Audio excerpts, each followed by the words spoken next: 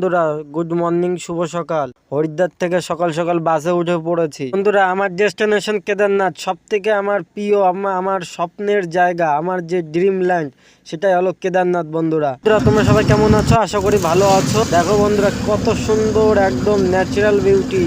বাড়ির থেকে না বেরোলে বন্ধুরা কিচ্ছু দেখতে পারবা না। এটা যে এতটাই খারাপ যে ঠিকভাবে যেতে পারছি না, পাহাড় ভেঙে ভেঙে পড়ছে। এখন পাথর ভেঙে আমাদের বাসের সামনেই পড়েছে, একদম লাইভ বন্ধুরা, একদম জীবন দিক।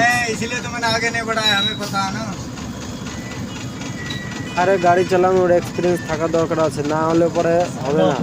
এইভাবে যেভাবে পাথর ভেঙে ভেঙে পড়ছে, আমাদের ড্রাইভার সাহেব বহুত এক্সপিরিয়েন্স আছে, এই রোডে আপ ডাউন আসে যাওয়া করে, এর জন্য আমরা একদম বেঁচে ফিরেছি বন্ধুরা। এখান থেকে ফাটা 53 কিলোমিটার, কেদারনাথে 87 কিলোমিটার, গুপ্তকাশী 40 কিলোমিটার।